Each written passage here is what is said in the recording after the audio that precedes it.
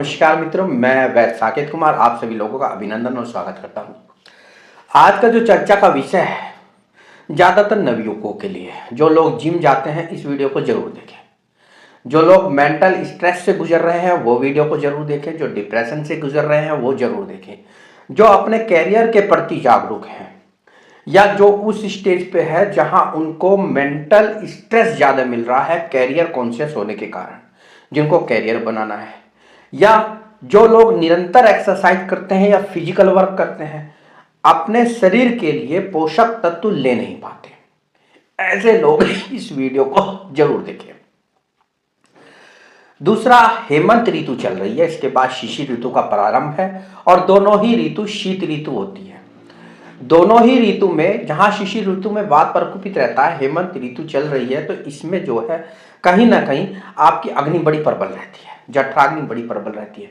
ऐसी अवस्था में अगर आप लोअर डाइट लेंगे, लो कैलोरी डाइट लेंगे तो निश्चित रूप से आपके शरीर को नुकसान होगा। ये वो चीज है, ये वो ऋतु है जिस ऋतु में आप भरपूर खा सकते हैं। अगर आपको किसी भी प्रकार की अन्य व्याधि नहीं है, आप सामान्य शरीर है, सामान्य शारीरिक बनावट है, और अगर आप इस ऋतु में एक्सरसाइज कर रहे हैं तो आपके शरीर को हाइपर न्यूट्रिशंस की आवश्यकता होती है, क्योंकि जठराग्नि इतनी प्रबल होती है कि सामान्य आहार विहार या जो डेली नीड्स में आप खाते हैं वो आपके शरीर की रस, रक्त, मांस, मेद, अस्थि, मज्जा, शुक्र 7 धातुओं को पुष्टि नहीं कर पाता। होता क्या है, धातु क्षय की अवस्था आ जाती है, और धातु क्षय की जब अवस्था आ जाएगी तो आपके जो मसल्स टिश्यू है वो डिक्रीज होने लगेगा। यहां तक कि सातों की सातों धातुएं डिक्रीज होने लगती है, आप लोअर वेट की कंडीशन में चले जाते हैं, न्यूट्रिशन की डेफिशिएंसी हो जाती है।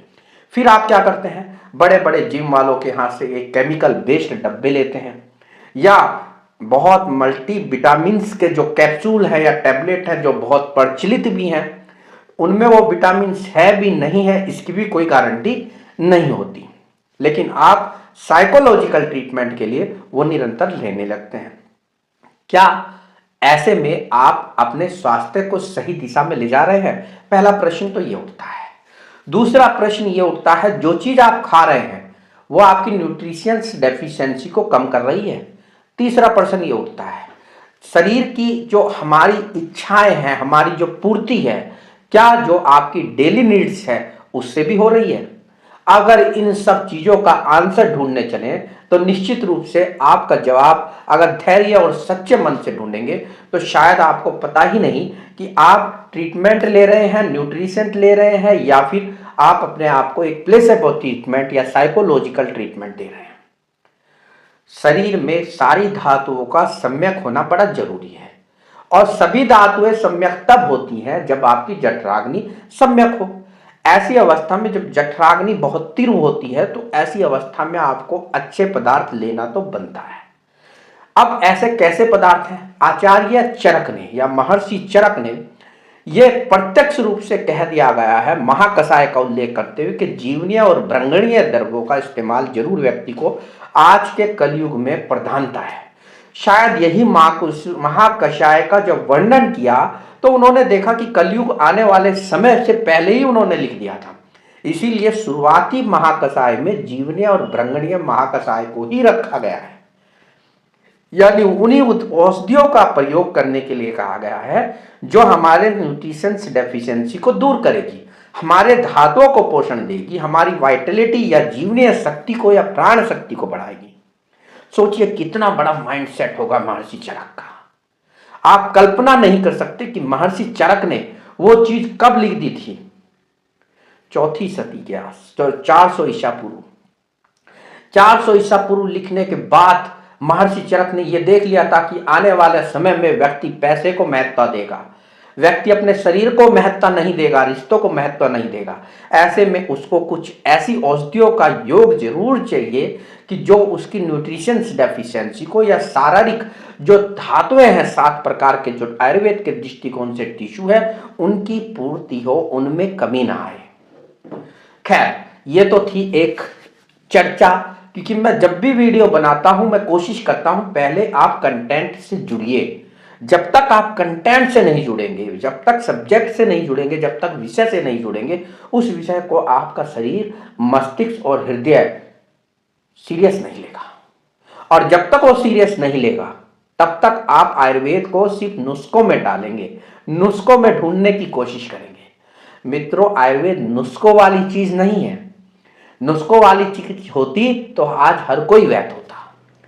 ये दोष, दुष्य, आम, निराम, मल की स्थिति क्या है, स्रोतस कौन से इन्वॉल्व है, दोष शारीरिक इन्वॉल्व है या मानसिक इन्वॉल्व है या दोनों ही इन्वॉल्व है, सभी चीजों पे डिपेंड करता है। वीडियो लेंथी हो जाएगी। आप कहेंगे सर काम की चीज बताइए, तो मैं आपको शीत ऋतु में पहले क्या खाना चाहिए, जठराग्नि जब प्रबल हो, मंद भी हो, अगर आपको वेट इंक्रीज करना है वो भी इस वीडियो को देखें, वो भी इन चीजों का सेवन करें। किस रूप में कर सकते हैं ये मैं बाद में बताऊंगा। और अपनी आप निकटवर्ती अगर सहारनपुर में है तो उसकी उपलब्धता भी होगी जरूर, कहीं ना कहीं नहीं होगी तो हमसे संपर्क कर सकते हैं। खैर, जो लोग जिम जाते हैं नंबर 1, जो लोग स्ट्रेस में है नंबर 2, जो डिप्रेशन में है नंबर 3, जो हाइपर एक्सरसाइज करते हैं नंबर 4, जिनका फिजिकल वर्क ज्यादा है, जो व्यवसाय ऐसा करते हैं कि उनका फिजिकल वर्क बहुत ज्यादा है नंबर 5, और जो डिप्रेशन एंजाइटी होने के बावजूद दुर्बल है, उनका सत्व गुण बिल्कुल निचुड़ चुका है, रज और तम गुण का लेवल बहुत ज्यादा हाई है, ऐसे लोगों के लिए जीवनीय और भ्रंगणीय द्रव्यों का उल्लेख किया गया है।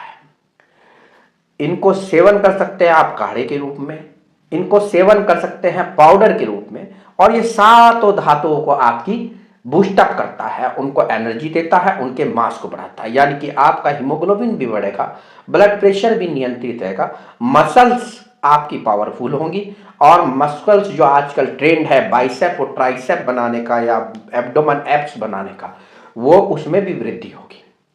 आपके न्यूरॉन्स को जो न्यूट्रिशंस डेफिशिएंसी के कारण न्यूराइटिस हो जाती है, झंझनाहट होती है, तो वात रोग बढ़ जाते हैं, तो ऐसे में वो भी कम होंगे। ये भ्रंगणीय और जीवनीय द्रव्य क्या है, इसके साथ साथ और भी मेडिसिन है जो मैं अपने निजी प्रयोग में लाता हूं, और बहुत सारे वैद्य उनका इस्तेमाल विभिन्न प्रकार के योग प्रयोग करके बनाते भी हैं। जैसे इन भ्रंगणीय, बहुत लोग कहते हैं सर पाउडर नहीं खाया जाएगा, काढ़ा नहीं पिया जाएगा, तो उन लोगों के लिए विशेष है कि हेमंत और शीत ऋतु में इसका मोदक बना के खा सकते हैं, लड्डू बना के खा सकते हैं। आपसे नहीं बनता, वैद्य से निकट संपर्क कीजिए, वो आपको प्रोवाइड कराएगा, और वो सेल्फ मेड होते हैं, वो किसी कंपनी से नहीं आएंगे, तो उसका ही युक्ति प्रमाण है कि उसमें क्या डालना है। हाई प्रोटीनियस डाइट, ध्यान कर लीजिए, जो जो बोल रहा हूं उसको listen carefully. High proteinous diet जिन लोगों की रिक्वायरमेंट है वो इस मोदक को जरूर सेवन करें, जिसके कंटेंट मैं आगे बताऊंगा। हाई कार्बोहाइड्रेट डाइट, आपको किसी भी प्रकार की कमजोरी नहीं होगी। सेक्सुअल पावर अगर आपकी वीक है तो वो भी बूस्ट होगी, टेस्टोस्टेरोन का जो लेवल है वो भी इंक्रीज होगा। योग को इस तरह डिजाइन किया गया है कि आपकी हर जरूरत पूरी हो। यह नहीं कि आपके जीवन के एक पहलू में या एक धातु के ऊपर फोकस रखा गया है। सोचिए, सातों धातुओं का निचोड़। अगर आपकी अग्नि प्रबल है, पहली कंडीशन है अग्नि प्रबल हो, दूसरी कंडीशन है आपके पास इसकी उपलब्धता हो।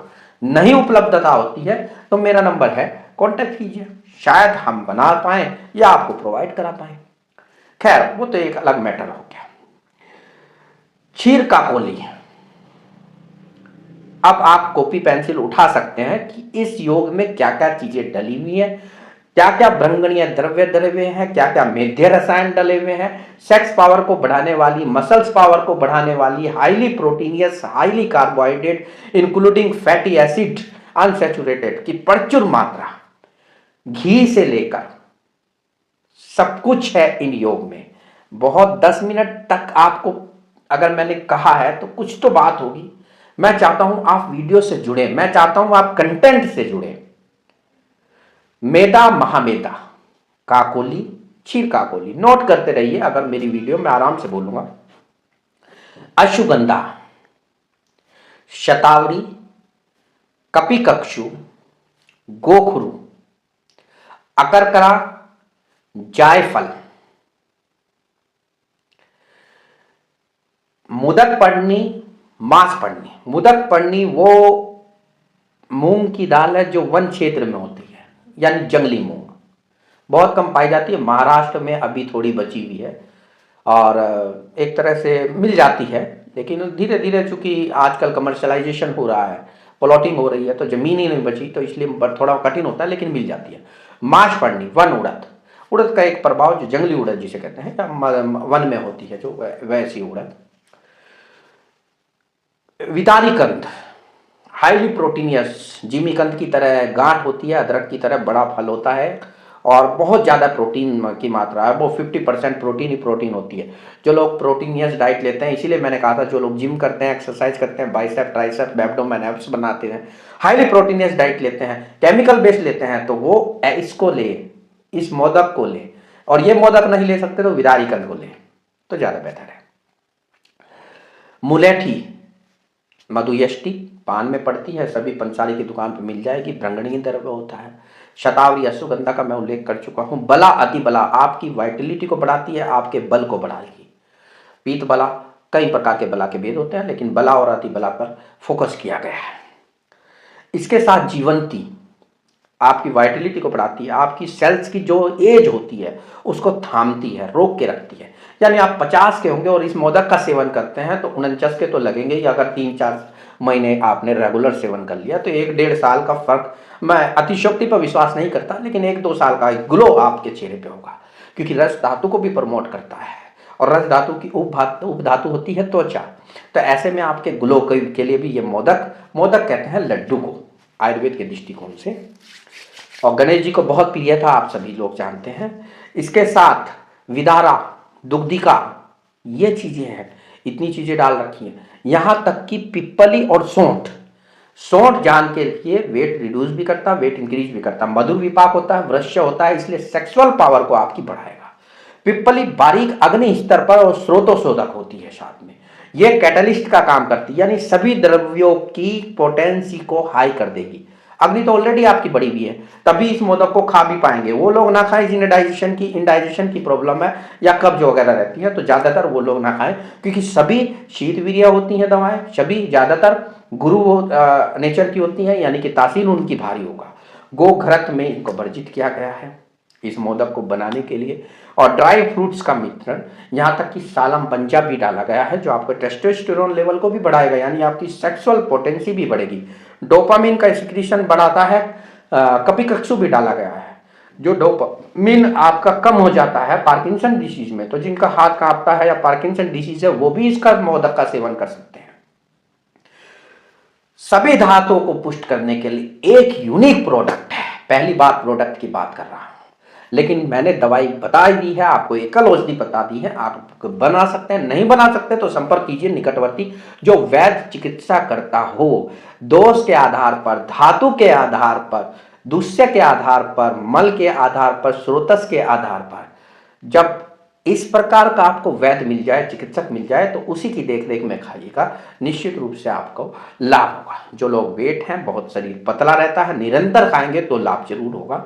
ऐसा नहीं कि आपने 1 महीना खाया, 15 दिन खाया और आपकी बॉडी फूल जाएगी। लेकिन जो लोग जिम जाते हैं और वो स्टेरॉयड मिक्स या हाईली केमिकल बेस्ड प्रोटीन ले रहे हैं, तो उनके लिए तो बहुत बेहतर उपाय है, सब्स्टिट्यूट नहीं कहूँगा, ये प्राथमिक उपाय होना चाहिए, क्योंकि नेचुरल वेद है। कोई भी केमिकल, कोई भी ऐसी चीज या एनिमल बेस्ड प्रोडक्ट नहीं है, नॉन वेजिटेरियन नहीं है।